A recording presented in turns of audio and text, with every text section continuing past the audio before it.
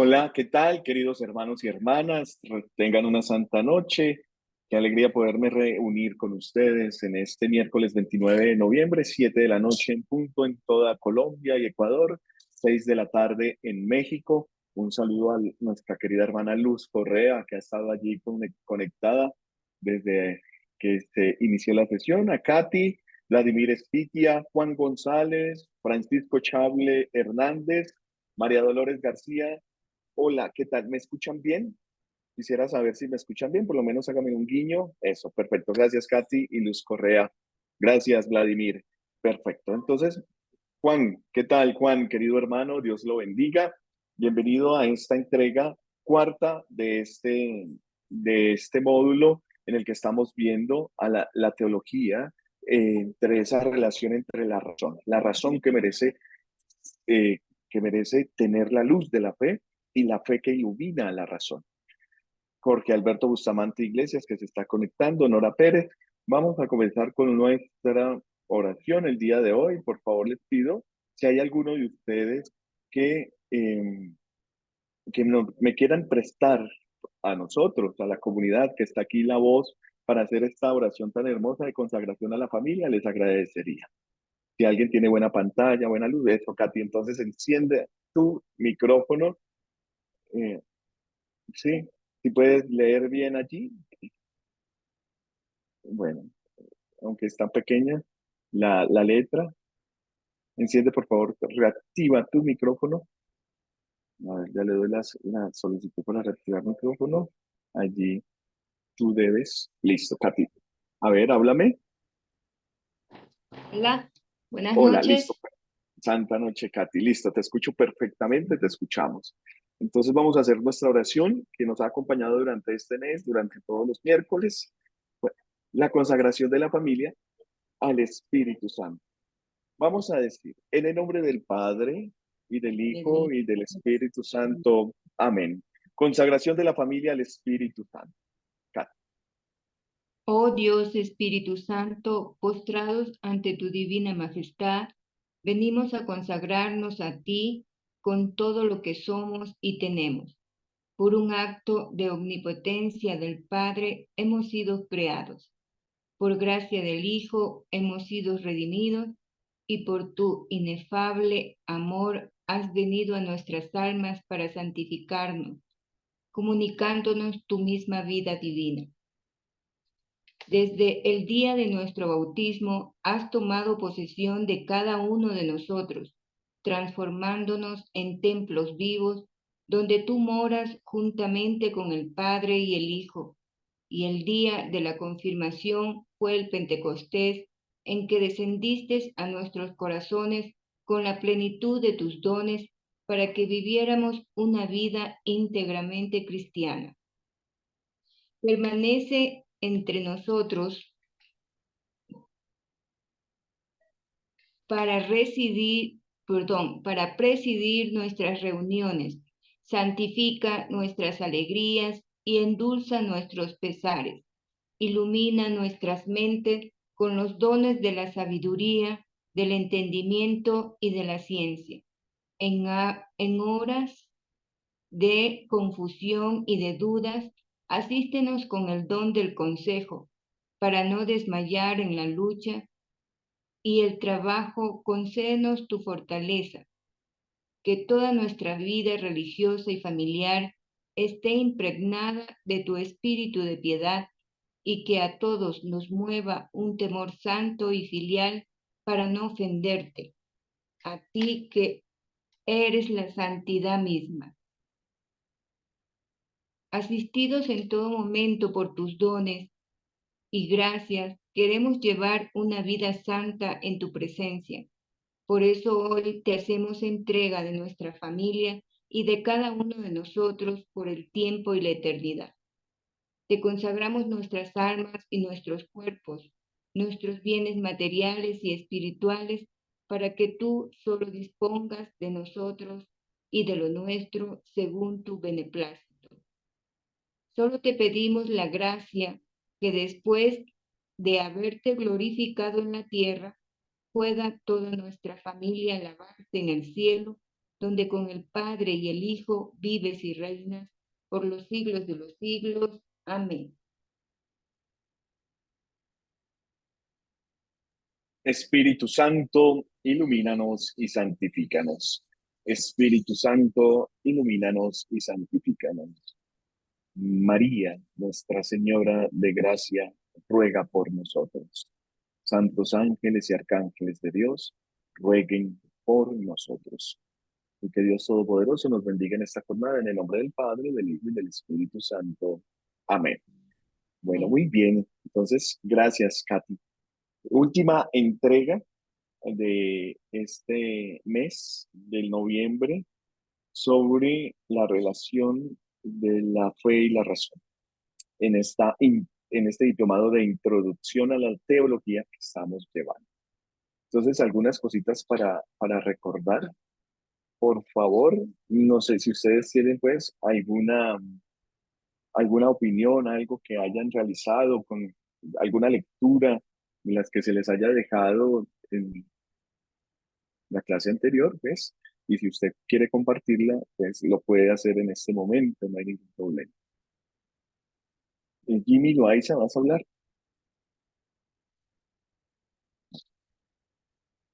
¿Sí? ¿Jimmy? No. O subiste el dedito allí. Bueno, entonces, vamos a hacer lo siguiente. Vamos a recordar que la teología y la filosofía no pertenecen a dos mundos incomunicables separados por un abismo.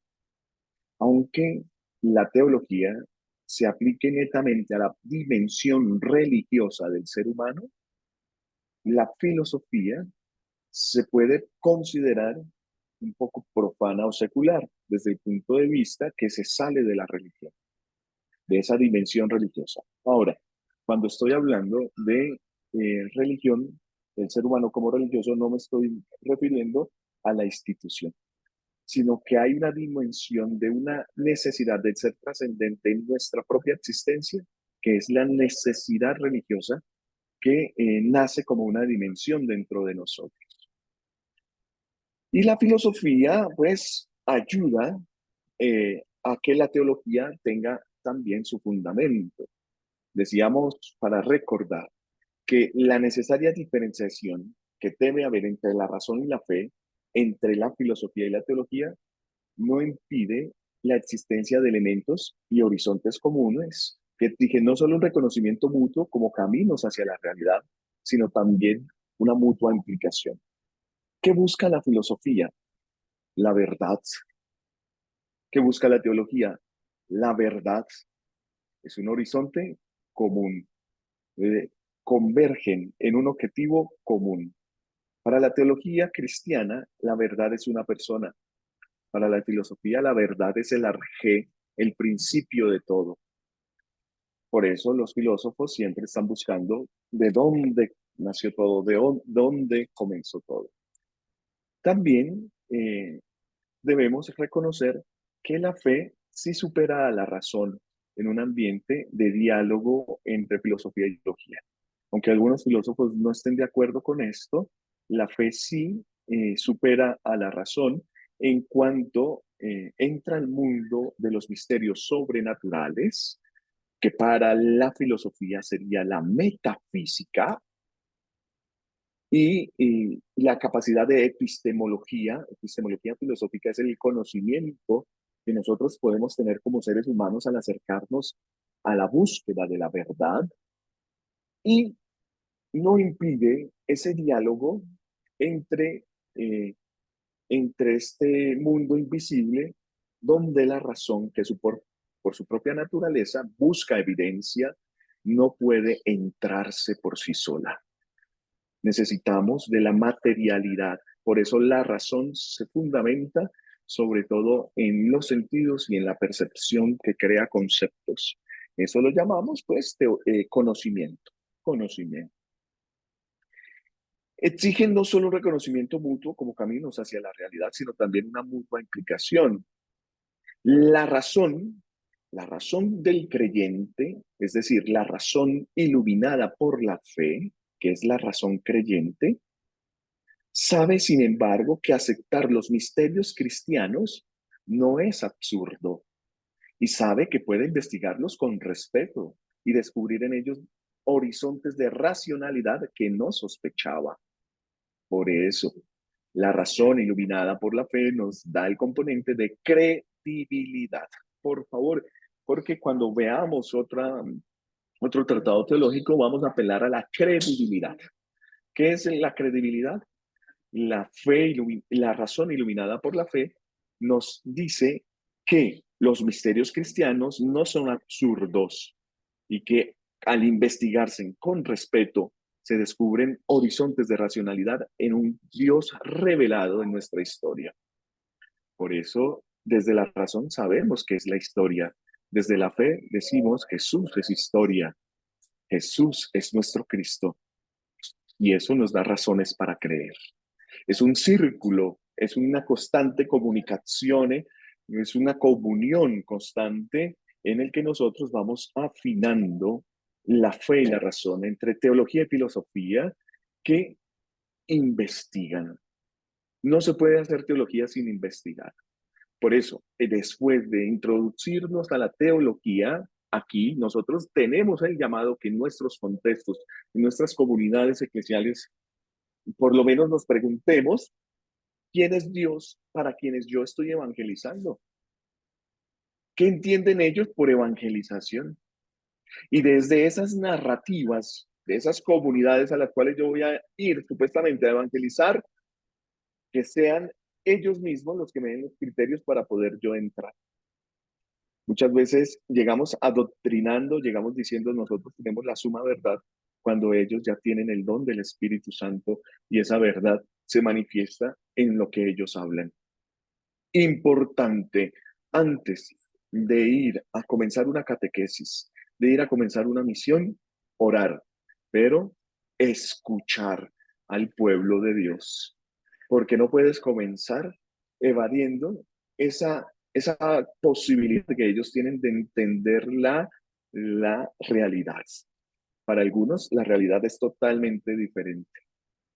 No es el método, por ejemplo, aquí en De Católicos, porque si nos pusiéramos a escuchar uno por uno, Juana María Ancona, Nora Pérez, Ingrid Rojas, descubriríamos que tienen realidades totalmente diferentes, que viven en comunidades muy ricas en celebraciones, en evangelización, pero su preocupación es otra. Mientras que, por ejemplo, yo puedo estar aquí en Bogotá, en una parroquia en donde se vive la extrema pobreza, y el vicio por la drogadicción es totalmente alto, cosa que no pasa para otros que no pasa en otras parroquias en donde no hay esa problemática. La problemática es saber si me voy para, si me voy de Roma a París en avión o en tren, ¿cierto? Hay otras preocupaciones y nos mueven otras dimensiones. Si viajo de México a Estados Unidos, ¿me voy por dónde? Pues esa es la preocupación quizás para las personas que tienen medios, pero que también viven una evangelización. Nosotros tenemos la necesidad de siempre dialogar con el contexto. El contexto es el que nos da las semillas del verbo. Y las semillas del verbo nos dan una relación que nos va a llevar al sentido último de las cosas. Investigar procede también de manera ordenada, sistemática, precisa. Decíamos también que la filosofía no era en la antigüedad una simple profesión intelectual o docente. Eso se vino a sistematizar mucho después en las facultades, cuando comienza la Universidad de Lovaina, la Universidad de París, cuando comienza a centralizarse el conocimiento ya en una institución que es la Universitas. Ya la iglesia no tiene el conocimiento en su totalidad, ya el obispo no tiene la, la primacía de la cátedra, ¿no? La cátedra, la manera docente de enseñar ya pasa a la universidad, a los docentes, que lo hacen de manera catedrática.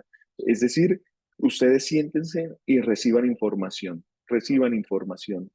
Eso es una cátedra. Ahora se habla de pedagogías disruptivas. Entonces, diferentes modos de aprender por medio de la gamificación, es decir, del juego, por medio la experiencia de las inteligencias múltiples, el deporte, el arte. Yo ya puedo matricular a mis hijos en diferentes sistemas pedagógicos para que puedan ellos hacer su bachillerato y presentarse ante el Estado como personas que han estudiado y después vivir en ir a una universidad. Nosotros no vivimos eso. Nosotros estamos muy acostumbrados en nuestra pedagogía, la manera de enseñarnos, a ser alumnos y que haya un docente explicándonos. Cosa que no podemos llegar a hacer con los jóvenes, esa manera de adoctrinar, sino que debemos llevar como a comprender la experiencia antes que la doctrina, el ser antes que el hacer. Y para eso, hermanos, es importante el testimonio de vida, el testimonio, ser testigos. El que es testimonio forma, es formador de formadores el testimonio. Escriba eso, el testimonio, por favor, porque en el testimonio que forma encontramos que jala más que mil palabras la manera en cómo yo me ve alegre viviendo el Evangelio, por ejemplo. O más aún, cuando yo quiero que un grupo de jóvenes se inspiren y vivan la vida consagrada, no hay cómo llevarlos a una misión, no hay cómo ver la alegría de conectarse con las personas y allí dicen, yo quiero ser sacerdote, yo quiero ser religioso. Pero si los tenemos en un salón diciéndoles, no, es que según el catecismo de la Iglesia Católica, en el numeral tal, el sacerdocio es uno de los 7 sacramentos. Y aceptar todo eso, pues parece un ladrillo para nosotros.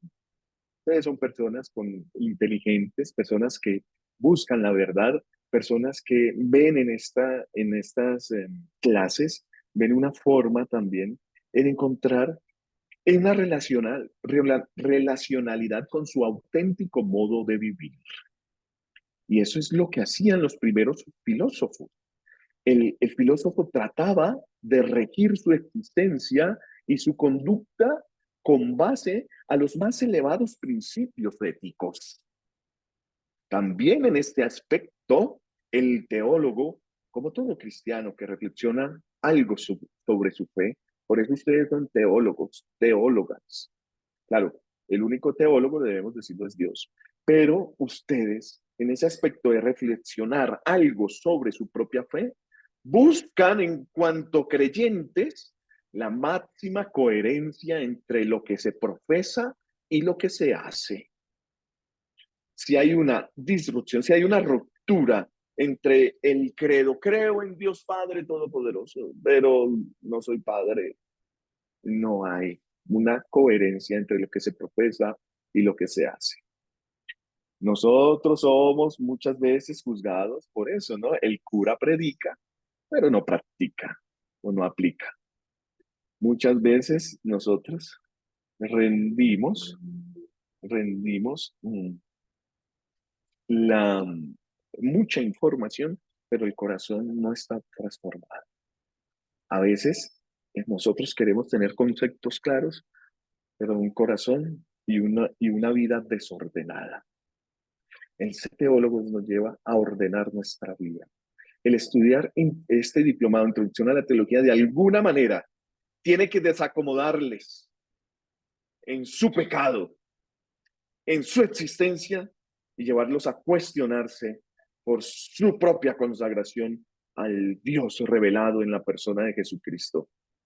De alguna manera, en algún momento, cuando ya terminando el año le saquen la ira, cuando tenga deudas acumuladas durante el año, cuando tenga problemas entre la familia o cuando viva experiencias límite como la enfermedad, la muerte, el abandono, la soledad. Quizás allí encontrará usted el fruto de lo que está haciendo sentado aquí en este momento. Miren que los primeros cristianos decían que, eh, que nosotros podemos encontrar en la filosofía algo seguro y provechoso, que nos va a ayudar a considerar la doctrina del Salvador, que se da por un recto camino a la vez que nos permite meditar y esto se convierte en un dulcísimo descanso.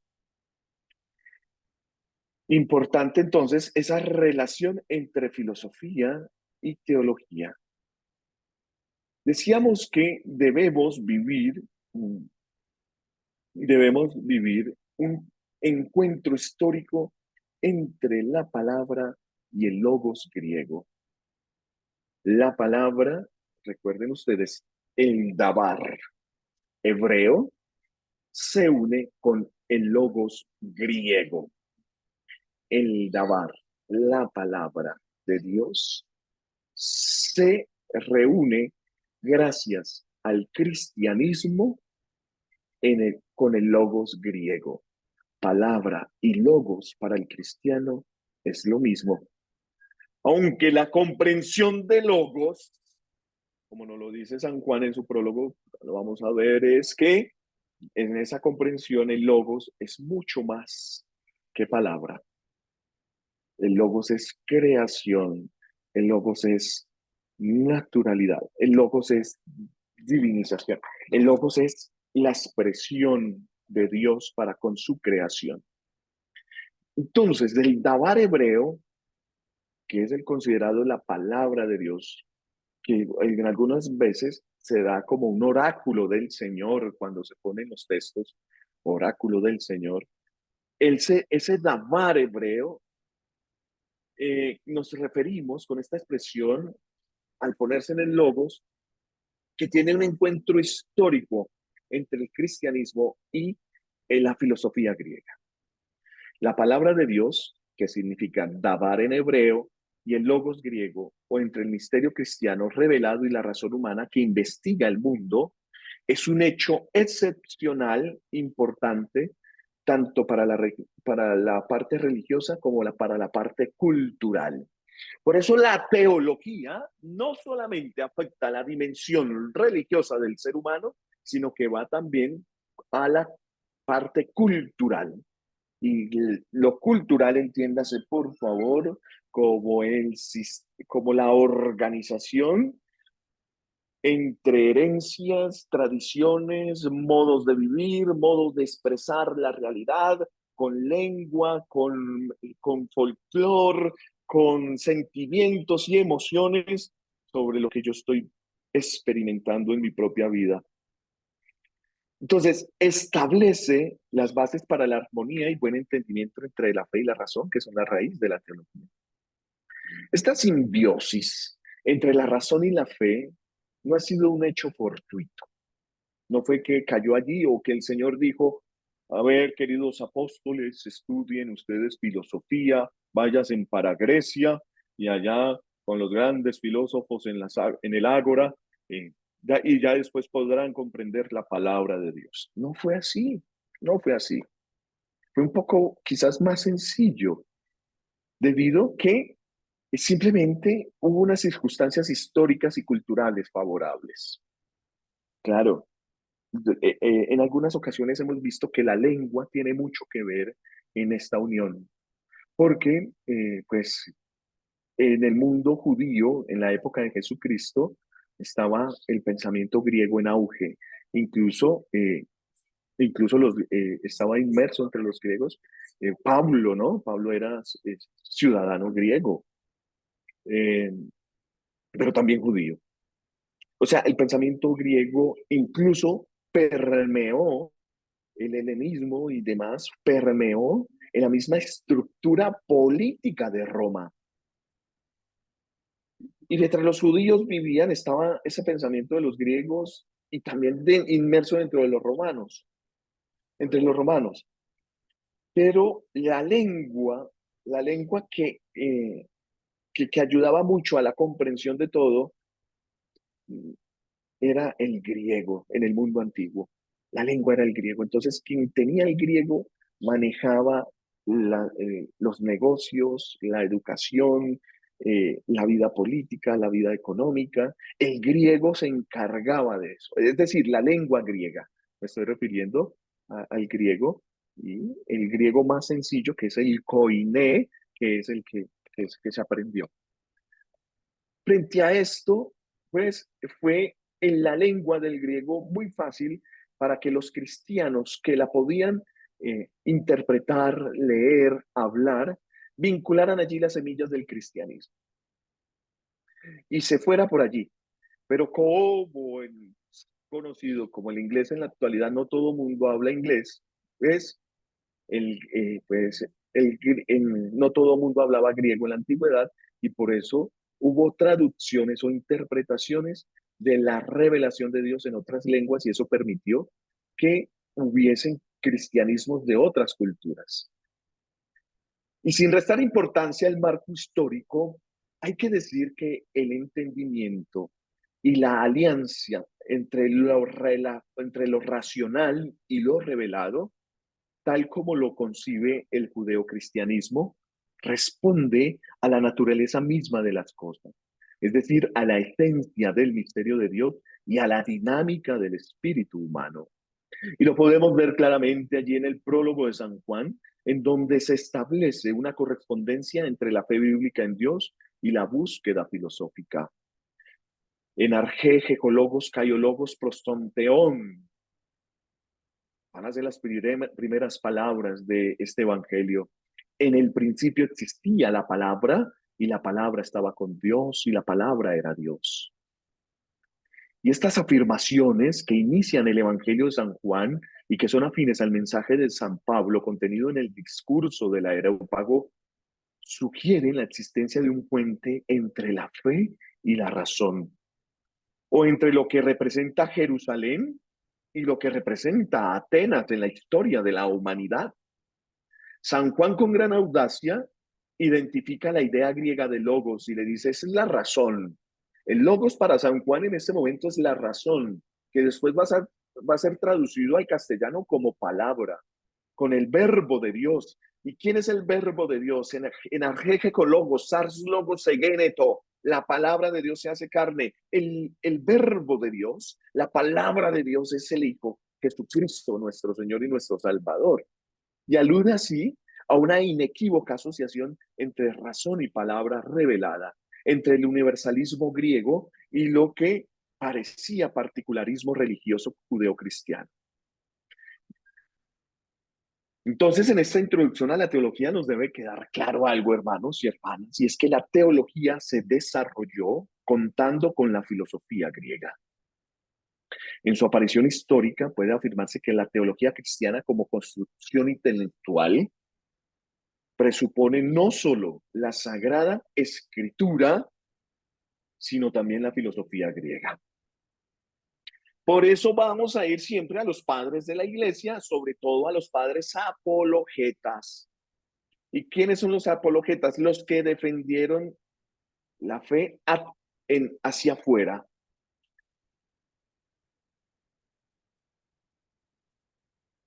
Sucesores de los apóstoles que se dedicaron a defender o a ir a llevar mejor. Por favor, entiéndase en los padres de la iglesia, ustedes recordarán, entre el siglo I y VIII, aquellos hombres, también entre ellos hubo mujeres, pero hombres, por lo general sacerdotes u obispos, que se debatían en el Areópago o en el mundo griego, en el mundo romano, diciendo que Dios es el camino, la verdad y la vida en la persona divina de Jesucristo, que se ha hecho carne y ha habitado entre nosotros por medio de una virgen de Nazaret. Imagínense llevar eso al mundo griego, en donde tenían ya un sistema numérico, en donde se preguntaban por el arjé, el principio de las cosas, el fuego, las matemáticas, el aire, los elementos, el agua, la vida, en donde ya consideraban que el sol daba, era el que se ocultaba moviéndose y que toda la bóveda, tanto del cielo como de la tierra, era agua. Y todo ese pensamiento tan desarrollado, decirles es que llegó el Espíritu Santo y engendró en el vientre de una doncella de Nazaret al Dios, que es nuestro camino, verdad y vida. Para eso tuvieron entonces estos padres apologetas tener que utilizar las mismas construcciones filosóficas para que allí se diera a conocer a Jesucristo como el revelado del Padre. Sin embargo, el cristianismo rechazó de plano todo el ámbito religioso pagano, las religiones paganas. No entra en diálogo, ¿sí? Les dice, no, ese Dios, dice San Pablo en el Areópago donde va, decía un profesor, allí se frustró, allí fracasó San Pablo. Quizás no, bueno, por lo menos hubo dos que lo acogieron, pero eh, llegar a decir, yo, ese Dios desconocido es el que yo les vengo a predicar. Claro, esa experiencia allí en el Areópago, pues es decir, no, no entro en diálogo con las religiones paganas y eso es lo que hacen los padres apologetas. Tratar de expandir el cristianismo en las diferentes culturas por medio de la teología. Eso es teología, la explicación del verbo encarnado hacia afuera, mientras que los padres catequistas se encargaban de mantener a los conversos. ¿Ven? Entonces, como en la actualidad necesitamos madres y padres, o bueno, cristianos formados, que vayan a las periferias, dice el Papa Francisco, y anuncien el Evangelio. ¿Y cuáles son las periferias, hermanos? Es el científico. ¿Quién es la periferia? Es el que no cree. ¿Quién es la periferia? Aquel que hemos discriminado por su condición sexual, por su posición económica, por sus ideas liberales o conservadoras, aquel que hemos deformado y le hemos echado fuera. Esa es la periferia. ¿Y cómo vamos a llegar? Es que tienes que creer en Dios porque Dios es el que se ha revelado. Tienes que llegar con el mismo amor, quizás, con el que Dios te podría llamar a ti. Cómo el Señor te acaricia desde el día de tu nacimiento, pero además cómo te va guardando, que te va dando tu senitud y una senitud que es una mano del Señor. Tú no te envejeces de un día a otro. Es un proceso de años en el amor del Señor. Ese proceso, pues, supera la razón y es lo que llamamos nosotros la fe. La filosofía no era en la antigüedad, entonces, una simple forma de estudiar, sino era una forma de vivir. Y no debe olvidarse una diferencia capital que existe entre la palabra bíblica y el logos griego. La palabra vincula por su autoridad, que es la autoridad de Dios. El creyente, como tú y yo, escuchamos la palabra, la aceptamos devotamente y no pedimos de momento razones, ni examinamos el contenido de la palabra misma. Es decir, no la sometemos a comprobaciones por parte de la razón directamente. El logos vincula en cambio por su lógica interna, que es captada inmediatamente por el intelecto del que se escucha y le mueve a la aceptación.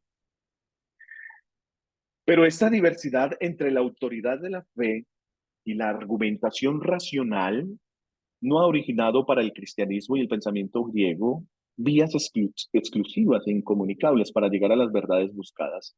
Es decir, que no ha existido un reparto de papeles en el que los griegos hayan monopolizado los caminos racionales de la demostración y los cristianos se hayan limitado a creer y aceptar la palabra de una autoridad revelante. La teología cristiana dejó entrar gradualmente, poco a poco, en sus métodos el peso de la demostración, sin renunciar por ello a su carácter de saber teologal. Por eso tenemos en el mundo protestante esa experiencia de que aunque tus ojos no te pueden, aunque mis ojos no te puedan ver, y aunque mis oídos no te puedan escuchar, y aunque mi olfato no te pueda oler, te puedo sentir ser que estás ahí, ¿cierto? Como que necesitamos a veces de una demostración, Señor, danos un milagro para creer en ti. Y eso es tardío en ese diálogo entre la filosofía y la teología. Por su parte, pues los filósofos paganos nunca despreciaron la autoridad, ni siquiera en su pugna inicial con el cristianismo. Eh, entonces decíamos que la teología tiene un trabajo eclesial, La teología tiene un trabajo eclesial. Vamos a finalizar con esto y volvemos al método de la teología para poder reafirmar otra vez. La teología es una actividad de la iglesia entera. La teología no es una actividad individual.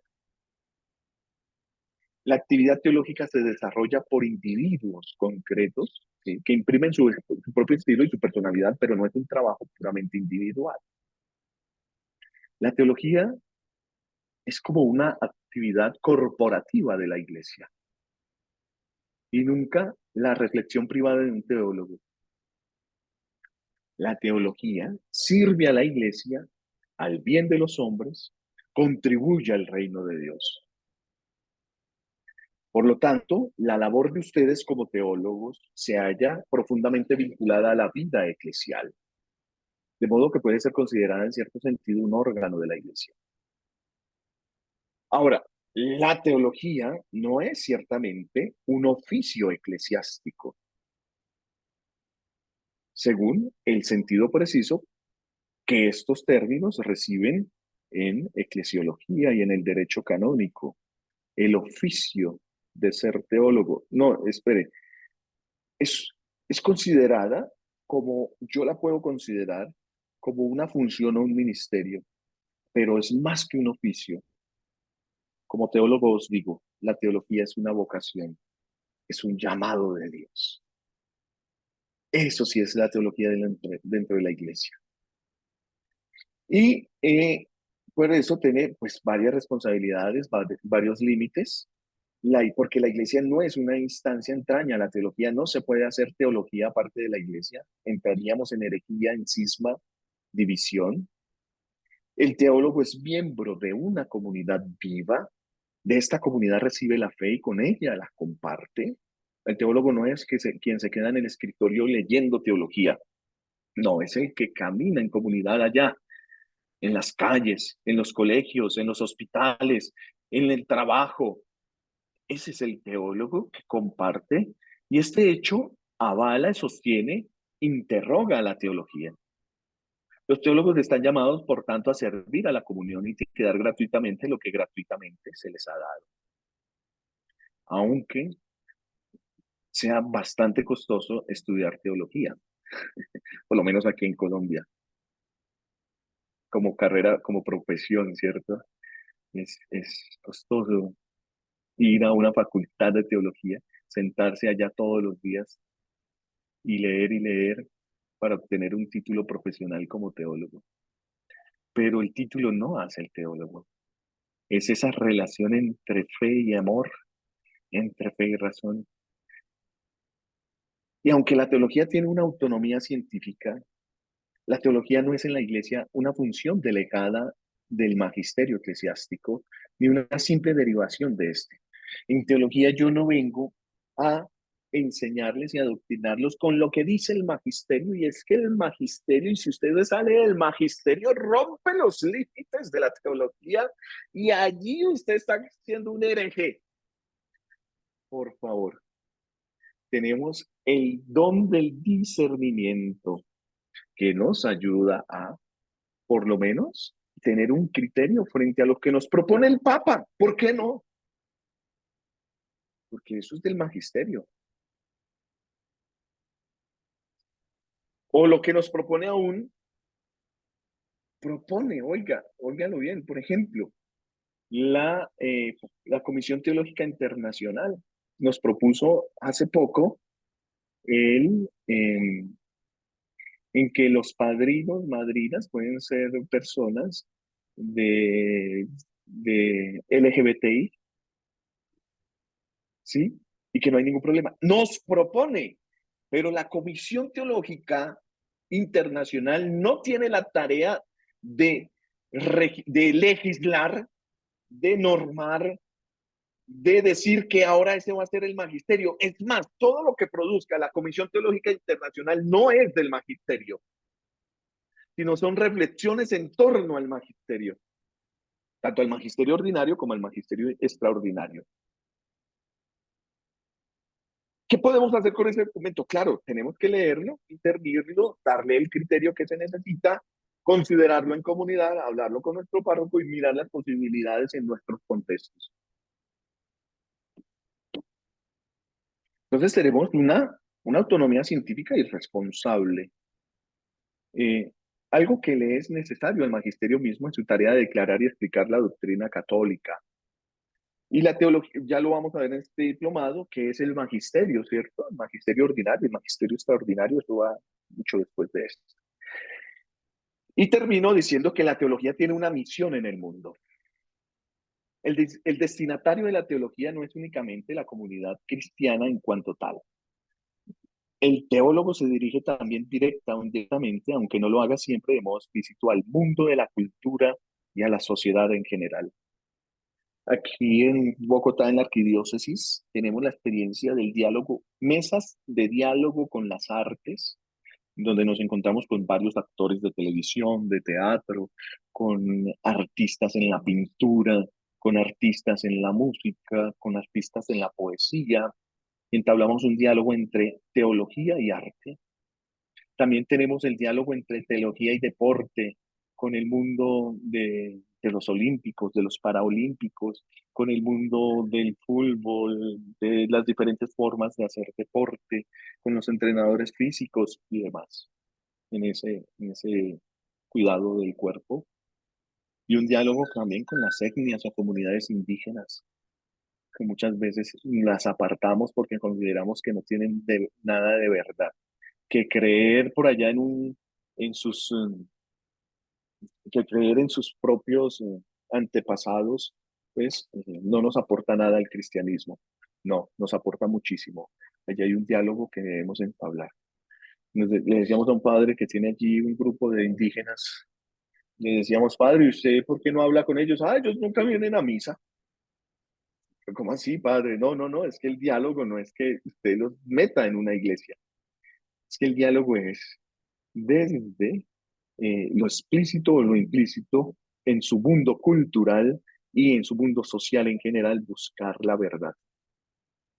Ellos también tienen una dimensión eh, religiosa, que crean en el sol, en la luna, como están las pirámides en Teotihuacán, o en la serpiente como en Chichen Itza. Entonces, tenemos diferentes formas en buscar la verdad y eso nos debe llevar a un diálogo unificante. Tanto así que la teología entonces va a darnos esta forma de observar un método que debemos recordar, un método, el método de la teología. A ver si es esto. Ay, no, perdón, es María. A ver, ¿qué lo dice yo por acá? La teología que anda con dictar.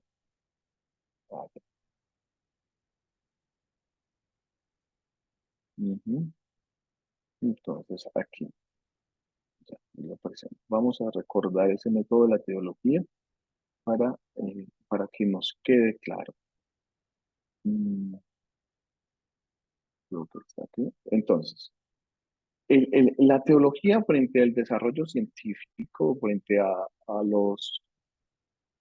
hacia la razón, lo podemos decir, tiene que fijar, determinar y reflexionar. Ese es el esquema metodológico general de la teología, que se reduce desde la teología en frente a lo secular. Ya la teología en mí me dice que el método es escuchar la fe, pensar la fe y hacer la acción. Ese hacer acción la fe me tiene que llevar a mí a tener un diálogo que no pueda romper, en donde no pueda romper mi propia identidad. Por eso tengo que fijar los datos de la revelación, que son que Jesucristo, Hijo del Padre, ha venido a ser redentor y salvador, y que al morir ha resucitado, y que nos ha dejado cuando subió al cielo al Espíritu Santo, y que por medio de los sacramentos nosotros podemos tener los medios absolutos, y que se viven en la iglesia, comunidad creyente, que camina en sinodalidad. Desde ahí fijo. Luego determino las cuestiones que eso suscita en sí mismo en relación con la experiencia creyente del ser humano y del mundo. ¿Cómo vivo eso en mi propia comunidad?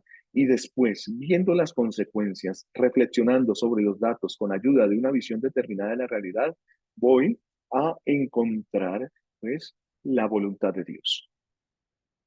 Señor, ¿qué quieres de mí? Señor, ¿cómo lo puedo hacer? Cree primero. Fija los datos, determina y reflexiona. Reflexiona. Entonces, reflexiona desde la razón. Nosotros tenemos la capacidad de la razón humana para conocer la verdad y penetrar en el sentido último de las cosas con la ayuda divina. Y la filosofía que acepta la realidad, pues integra el mundo en esa conciencia religiosa y el método debe ser además un proceso en donde se vinculen procesos hermenéuticos, experienciales. Aquí están las otras ciencias, las ciencias humanas, la, las ciencias humanas como la antropología, la arqueología, la sociología, el derecho. Y se debe integrar dentro de esa experiencia, tiene que tener una forma hermenéutica para que luego esto pues arroje opciones pastorales dentro de un marco de iglesia. Eh, mm, este se vuelve acción de la fe, y eso es lo que con lo que yo quiero terminar, en que nosotros podemos ya preguntarnos cómo la teología es un conocimiento solo para los que aceptan la fe cristiana. ¿Será eso real? ¿Puede alguien que no acepte la fe cristiana estudiar teología? ¿Puede venir aquí algún creyente solamente o algún no creyente solamente por curiosidad saber qué hacen ahí? ¿Lo puede hacer? ¿Qué pueden decir ustedes frente a esta pregunta? Y vamos terminando sobre, eh, sobre un documento que ya les presento, sobre la, la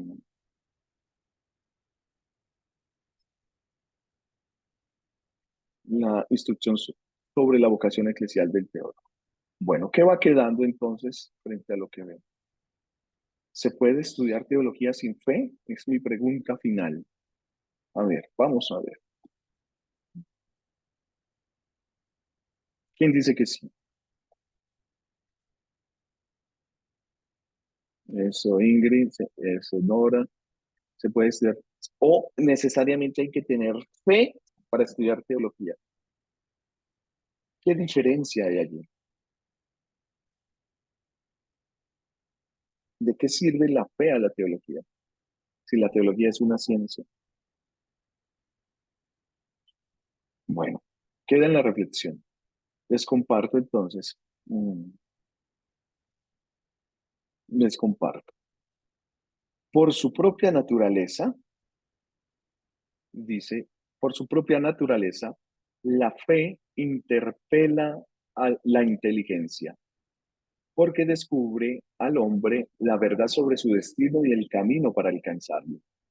Aunque la verdad revelada supere nuestro modo de hablar y nuestros conceptos sean imperfectos frente a su insondable grandeza, sin embargo invita a nuestra razón, que es don de Dios otorgado para captar la verdad, a entrar en su luz, capacitándola así para comprender en cierta medida lo que ha creído. La ciencia teológica que busca la inteligencia de la fe, respondiendo a la invitación de la voz de la verdad, ayuda al pueblo de Dios, según el mandamiento del apóstol, Primera de Pedro 3:15, a dar cuenta de su esperanza a aquellos que se lo piden. Instrucción sobre la vocación eclesial del teólogo de Ratzinger, año 1990, numeral 6. La fe interpela la inteligencia. Conceptos imperfectos frente al gran misterio de Dios. Sin embargo, la razón es un don de Dios, porque nos lo da para que captemos la verdad. Y con esa inteligencia, hagamos ciencia teológica. ¿Para qué? para buscar la inteligencia de la fe, para responder a la invitación de la voz de la verdad. ¿Y es dónde se da? En el pueblo de Dios, para ayudar al pueblo de Dios. Y así nosotros podamos dar razón desde el testimonio, formando a los que se agregan sobre el seguimiento a Cristo. La teología no es catequesis. La teología comprende la catequesis, el acto catequético. La teología es la sistematización de la fe y la razón en una persona de nuestro Señor Jesucristo como revelación de Dios Padre en el Espíritu Santo, por medio de María Santísima. Gloria al Padre, al Hijo y al Espíritu Santo, como era en el principio, ahora y siempre, por los siglos de los siglos. Amén. Muy bien, queridos hermanos y hermanas, hemos concluido esta última sesión en donde hemos recogido la razón que es iluminada por la fe, la razón como presupuesto para hacer teología. Podemos concluir que no podemos eliminar la razón como lo hacen los protestantes. El pensar la fe es propio del cristiano católico y con ello la llevamos a la acción. Es una introducción a la teología. Hay mucho más que contar. Por eso yo los voy a invitar para que nos sigamos reuniendo a partir del primer miércoles de febrero de 2024. Vamos a cesar nuestro diplomado, es decir, vamos a ponerlo en stand-by durante el mes de diciembre y enero. ¿Por qué? Porque viene ya el Adviento. Y en el Adviento nos ponemos en modo de sintonía con la natividad de Jesucristo nuestro Señor. Nos preparamos en comunidad, en nuestras casas. A mí me toca ir a lavar las ventanas para poner las luces en mi casa. Entonces no voy a tener tiempo para poderme sentar con ustedes. Ya después de eso, pues, será compartir con la familia en el mes de enero y hacer la planeación del año 2024 en las parroquias, en la diócesis, y esto nos compromete un poco más del mes de enero. Entonces, por eso les pedimos el favor que continuemos nuestro próximo módulo el primer miércoles de febrero. Si no estoy mal, ese primer miércoles de febrero, perdón, yo les digo, es el 7 de febrero. 7 de febrero de 2024. No nos vamos a ausentar, no quiere decir que nos vamos a vacaciones, no, no. Vamos a tener una serie de actividades en las cuales los vamos a invitar de manera gratuita y espontánea. Mañana llega María Dolores García a la grabación y les llega la presentación que yo les he hecho para eso. Aunque me he ido más de una forma de presentarme a mí, en mi carita, pero yo les tengo una presentación de eso. Mañana llega la grabación y vamos a invitarlos a una serie como de clases, de retiros, sobre el Adviento, en clave de esperanza. La esperanza es el año que vamos a vivir en el año 2025, ¿no? Jubileo, peregrinos de la esperanza. Desde ya nos vamos preparando en las diferentes iglesias particulares. Desearles un feliz Adviento, que tengan una natividad en Cristo nuestro Señor, hermosa, y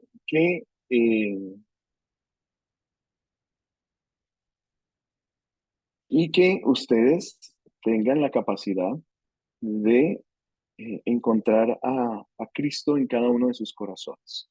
Ser teólogo es una vocación para amar a Jesús. Gracias, Juana María Ancona.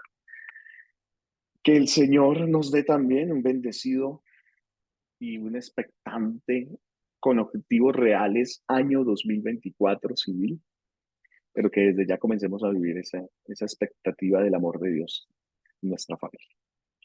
Que tengan una santa noche, bendecido descanso. Nos encontramos pronto. No nos vayamos a desarticular. ¿Sabe por dónde nos encontramos más? De rodillas frente al sagrario. Que así sea. Goodbye. God bless you. Bendiciones. Gracias. Que la pasen muy bueno. Me voy porque tengo el diplomado en escatología católica. Chaos. Gracias por todo y por tanto.